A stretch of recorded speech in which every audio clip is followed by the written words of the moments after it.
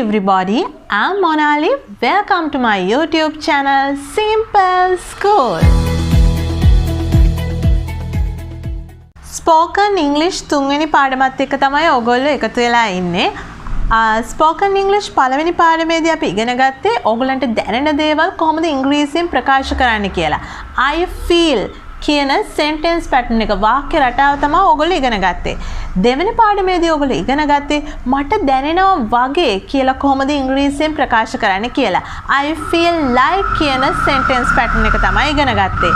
ඉතින් අද තුන්වෙනි දවසේ ඔයගොල්ලෝ මේ තුන්වෙනි පාඩමේදී ඉගෙන ගන්න යන්නේ මට කවදාවත්ම දැනිලා නැහැ කියලා ඉංග්‍රීසියෙන් ප්‍රකාශ කරන විදිය සහ ඒවා ඇසුරෙන් මම ඔයගලන්ට examples වගේ උදාහරණ වාක්‍ය වගේක් කියලා දෙනවා ප්‍රැක්ටිස් කරන්න.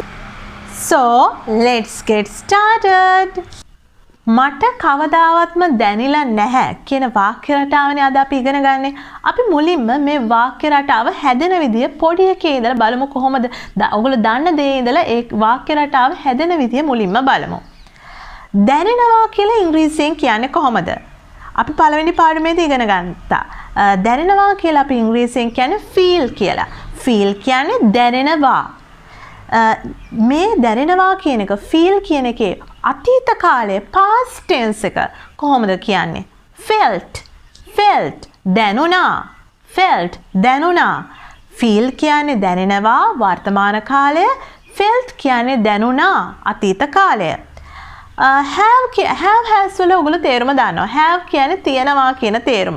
එතකොට have felt කියන්නේ දැනිලා තියනවා. have felt කියලා කියන්නේ දැනිලා තියනවා. අපි ඔකට තව වචන එකතු කරමු. never කියන එකේ තේරුම මොකද්ද? never කියලා කියන්නේ කවදාවත්ම නැහැ කියන තේරුම. never කියලා කියන්නේ කවදාවත්ම නැහැ කියලා කියන කවදාවත්ම නැහැ කියලා අපි ප්‍රකාශ කරන්නේ never කියලා වචනය. එතකොට අපි මේ ඉගෙන ගත්ත ඒවා ඔක්කොම එකට එකතු කරමු. have never felt. මේකේ තේරුම මොකද්ද? කවදාවත්ම දැනිලා නැහැ කියන එක.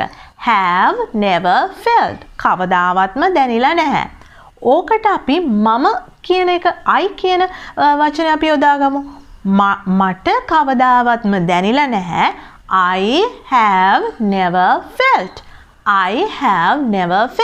මට කවදාවත්ම දැනිලා නැහැ. I have never felt. උදාහරණ වාක්‍ය වගේකින් අපි මේ sentence pattern එක වාක්‍ය රටාව ප්‍රැක්ටිස් කරමු, පුහුණු වෙමු. මට මේ වගේ ආඩම්බරයක් කවදාවත් දැනෙලා නැහැ. මට මේ වගේ ආඩම්බරයක් කවදාවත්ම දැනෙලා නැහැ. කොහොමද අපි මේක ඉංග්‍රීසියෙන් කියන්නේ? මට කවදාවත්ම දැනෙලා නැහැ කියලා අපි ඉංග්‍රීසියෙන් කියන්නේ I have never felt. ආඩම්බරයකට කියන්නේ proud. එතකොට I have never felt so proud. මට මේ වගේ තරහක් කවදාවත්ම දැනෙලා නැහැ. කවදාවත්ම දැනෙලා නැහැ කියලා කියන්නේ I have never felt තරහක්. temper.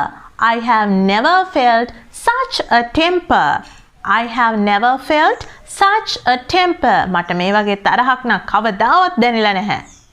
I have never felt such a temper. මට මේ වගේ අනුකම්පාවක් කවදාවත්ම දැනෙලා නැහැ. කවදාවත්ම දැනෙලා නැහැ කියලා කියන්නේ I have never felt.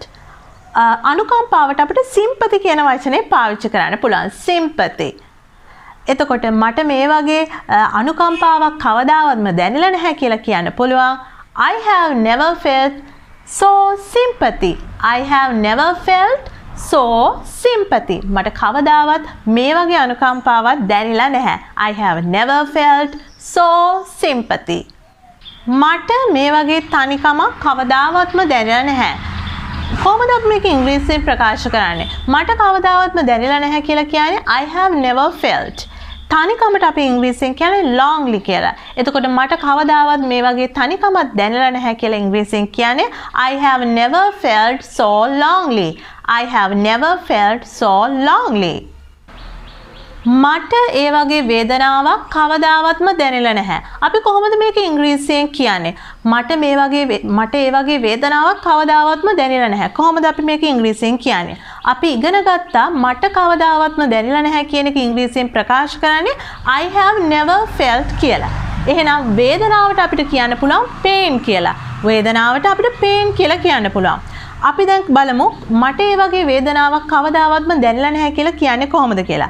I have never felt such a pain. I have never felt such a pain. මට ඒ වගේ වේදනාවක් කවදාවත්ම දැනෙලා නැහැ.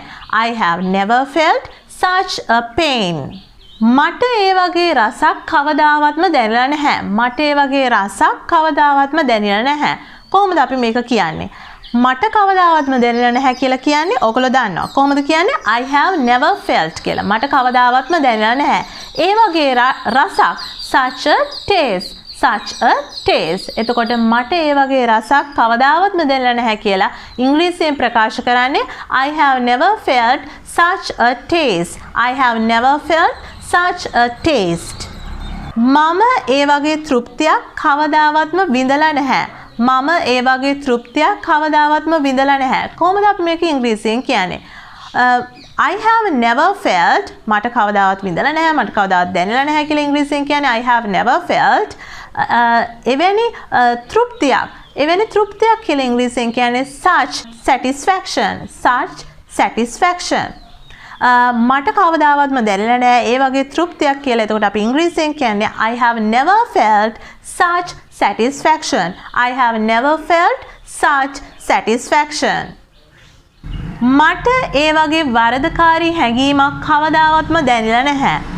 මට ඒ වගේ වරදකාරී වැරද්දක් කළා කියලා හැඟීමක් කවදාවත්ම දැනෙලා නැහැ. කොහොමද අපි ඒක ඉංග්‍රීසියෙන් කියන්නේ? කවදාවත්ම දැනෙලා නැහැ කියලා කියන්නේ I have never felt.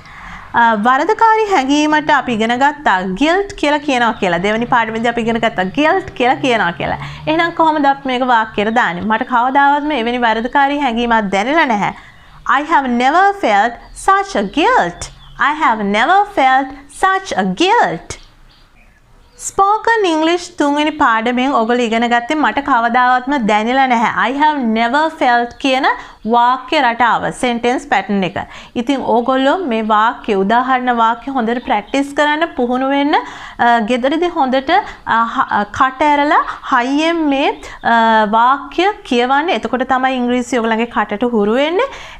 මේවා නිතරම අහන්න ප්‍රැක්ටිස් කරන්න. එතකොට ඔයගලන්ට මේ sentence patterns ඇසුරෙන් වාක්‍ය රටා ඇසුරින් ඉංග්‍රීසි ඉගෙන ගන්න එක ගොඩාක්ම පහසු වෙයි. අපි ළඟදීම තව වීඩියෝ එකක් අරගෙන ඔයගොල්ලෝ ගාවට එන්න. Thank you so much for watching this video. Make sure you like, share and subscribe.